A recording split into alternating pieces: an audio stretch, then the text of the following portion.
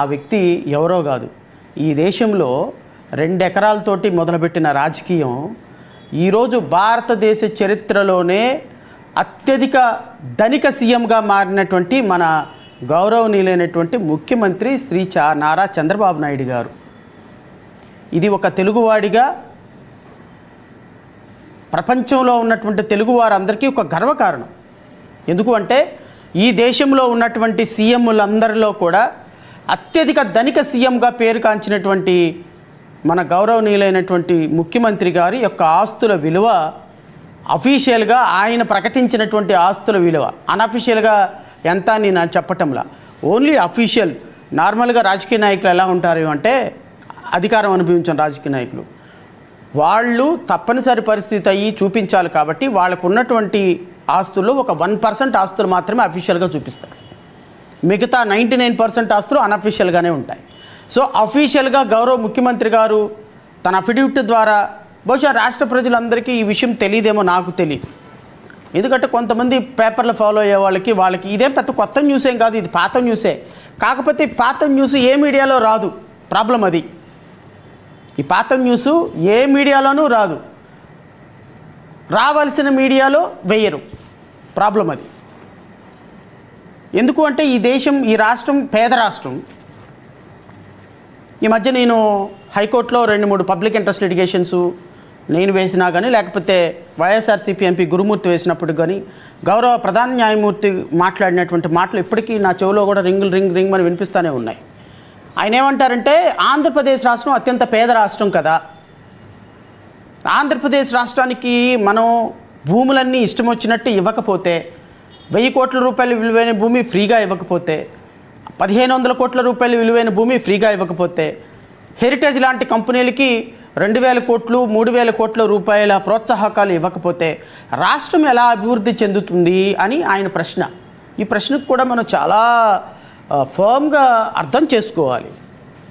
నిగూఢమైనటువంటి ఇంత లోతైనటువంటి ప్రశ్న అడిగినటువంటి ప్రధాన న్యాయమూర్తి ఆంధ్రప్రదేశ్ రాష్ట్రం గురించి, రాష్ట్ర అవసరాల గురించి వారు మాట్లాడుతున్నటువంటి విధానం పట్ల అందరం కూడా నిజంగా కన్సర్న్ చూపించాలి.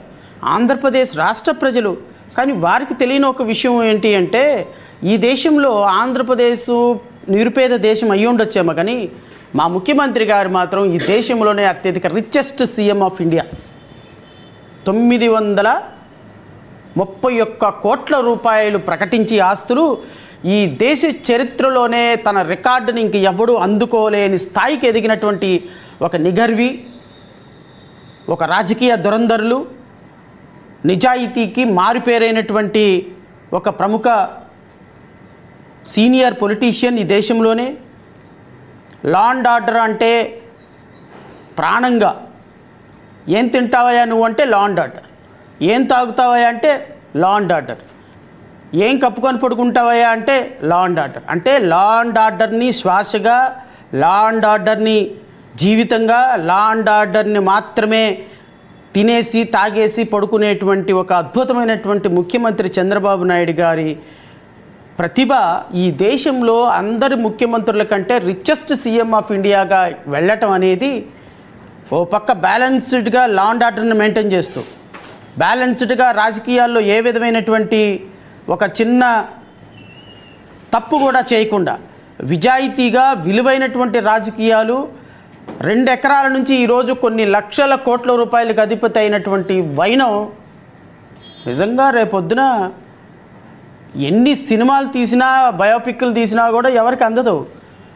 నాకు తెలిసి చంద్రబాబు నాయుడు గారి జీవితాన్ని ఒక బయోపిక్గా చేస్తే ఆస్కార్ అవార్డు గ్యారంటీ, ఖచ్చితంగా వస్తుంది ఆస్కార్ అవార్డు. అంత గొప్ప దార్శనికుడు మన ముఖ్యమంత్రి చంద్రబాబు నాయుడు గారు యొక్క చరిత్ర ఈరోజు రాష్ట్ర ప్రజల ముందు ఒక ఆధారాల రూపంలో పెట్టాలనేటువంటి ఒక చిన్న ప్రయత్నం ఇది. ఎందుకంటే ముఖ్యమంత్రి గారి యొక్క ఖ్యాతి ఈవెన్ కేసులు పెట్టడంలోనూ, పెట్టిన కేసులు విత్డ్రా చేసుకోవటంలోనూ ప్రజలకు తెలియాలి, సామాన్య ప్రజలకు తెలియాలి. సామాన్య ప్రజలకు తెలియాలి అంటే someone has to bell the cat కదా, ఎవరో ఒకళ్ళు పిల్లి మెళ్ళలో గంట కట్టాలి కదా. మన ఏబిఎన్ గంటగట్టరు, TV5 మాట్లాడరు, మహా టీవీ ఎలివేషన్ ఇవ్వడానికి మాత్రమే సరిపోతుంది. ఈటీవీ వాళ్ళ పత్రికలు ఎలా ఉంటాయంటే కేసు వేసిన వాడి వాదన వినిపించరంట. కేసు ఎలా వేసాము అని వేసిందంటే కేసు తప్పుడు కేసు అని వాదించినటువంటి చంద్రబాబు నాయుడు వెర్షన్ రాస్తారంట. మరి ఇదేం జర్నలిజం నాకు అర్థం కాల. సహజంగా జర్నలిజం అంటే వాదన వినిపించిన వాళ్ళు ఏం వాదన వినిపించారో అవతల పక్క వాళ్ళు రాస్తారు. ఇది జర్నలిజం, నాకు తెలిసినటువంటి జర్నలిజం. ఎందుకంటే కొద్దిగా గొప్ప నేను కూడా ఒక పేపర్కి జర్నలిస్ట్గా పనిచేశాను కాబట్టి ఒక 6 నెలల కాలం పాటు ఒక జర్నలిజం స్కూల్లో కొంత ట్రైనింగ్ తీసుకున్నాను కాబట్టి నాకు కూడా కొంత అవగాహన ఉంది జర్నలిజం అంటే. సహజంగా నేను కేసు వేసాను అనుకోండి, పలానా వ్యక్తి కేసు వేశారు, పలానా వ్యక్తి ఇది తప్పు అన్నారు, పలానా వ్యక్తి ఇది కరెక్ట్ అన్నారు అని చెప్పి దీనికి ప్రతివాది ఇలా కాదు ఇది తప్పు అన్నారు అని చెప్పేసి అది జర్నలిజం అంటే. ఇది రివర్స్ జర్నలిజం. ఈ రివర్స్ జర్నలిజంలో కేసు వేసినవాడు ఎవడు, కేసు ఏం ఆర్గ్యుమెంట్ చెప్పాడో అనవసరం, వాళ్ళు ఏం వాదన వినిపించారు అనేది హెడ్డింగ్గా పెట్టి రాసేటువంటి ఒక గొప్ప జర్నలిజం ఉన్నటువంటి ఈ రాష్ట్రంలో వాస్తవాలు ఎవరికి తెలుస్తాయి? వాస్తవాలు చెప్పడానికి ఎవరు సిద్ధంగా ఉన్నారు? వాస్తవాలు రాయటానికి ఎవరు సిద్ధంగా ఉన్నారు? వాస్తవాలు అంగీకరించడానికి ఎవరు సిద్ధంగా ఉన్నారు? నేను గౌరవ ముఖ్యమంత్రి గారిని నేను ఈ సందర్భంగా అభినందిస్తున్నా. దేశ చరిత్రలో అత్యంత రిచెస్ట్ సీఎంగా అయినటువంటి మీరు ఇంత పూర్ స్టేట్కి ముఖ్యమంత్రిగా ఉండి ఈ రాష్ట్రం యొక్క ప్రజల ప్రగతి కోసం, వారు జీవన ప్రమాణాలు పెంచడం కోసం మీరు పడుతున్నటువంటి కృషి, మీరు చేస్తున్నటువంటి కృషి, మీరు పడుతున్నటువంటి తపన అనిర్వచనీయం. నా పూతో నా భవిష్యత్.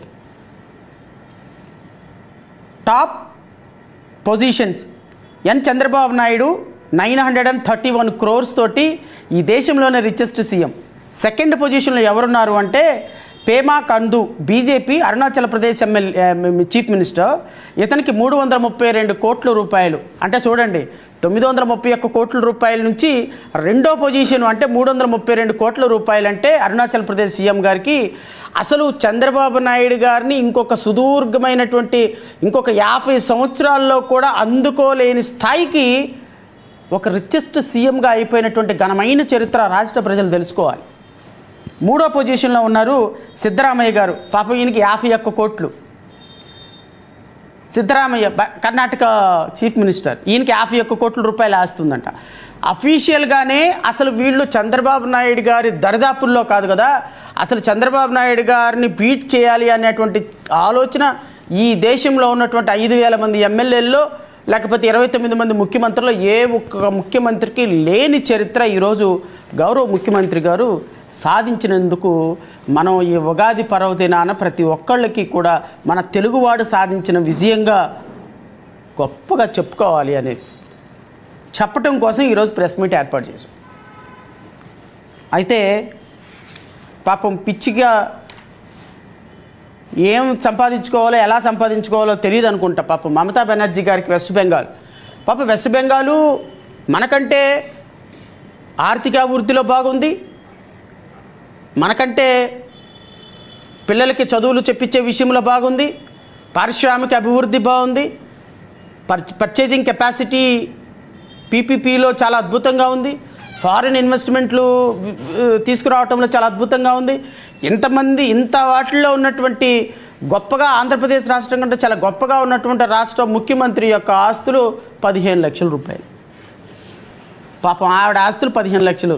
మరి చంద్రబాబు నాయుడు గారు లాంటి ఆలోచన, చంద్రబాబు నాయుడు గారి లాంటి చాకచక్యం ఆమెకు తెలియదేమో, నాకైతే తెలియదు. కానీ 15 లక్షల రూపాయలు అంటే సుమారుగా రమారమి 931 కోట్ల రూపాయలు ఆస్తులు సంపాదించినటువంటి ముఖ్యమంత్రి గారి యొక్క తెలివితేటలు ఈ దేశంలో ఏ ముఖ్యమంత్రి గారికి దగ్గర లేవు అనేటువంటి ఒక అరుదైనటువంటి రికార్డు. ఆస్తులు పోనీ అప్పులు ఏమైనా చూపించారంటే 10 కోట్ల రూపాయల అప్పులు చూపించలేరు కాబట్టి, చూపించకపోతే బాగాది కాబట్టి ఒక 10 కోట్ల అప్పులు చూపించాడు. ఇదంతా అఫీషియలే. ఇంకా అన్అఫీషియల్ చెప్పుకుంటా పోతే ఒక 20 లక్షల కోట్ల రూపాయలు. ఏం తింటామయ్యా మనం అంటే పెరుగన్నం నిమ్మకాయ పెద్ద. ఏం చేసుకుంటాం 20 లక్షల కోట్ల రూపాయలు?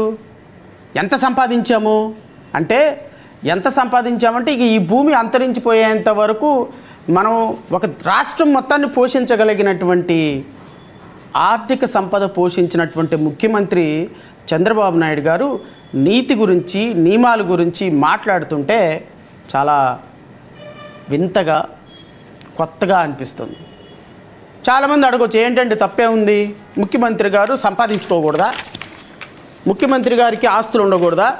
అవును, ఆయన చాలా అద్భుతమైనటువంటి తాత్వనికులు, హెరిటేజ్ సంస్థ పెట్టారు, రకరకాల బిజినెస్లు చేశారు. వాళ్ళ అబ్బాయి అద్భుతమైనటువంటి ప్రతిభా పాఠవాలు కలిగిన వ్యక్తి, వాళ్ళ శ్రీమతి గారు హెరిటేజ్ సంస్థ నడుపుతున్నారు.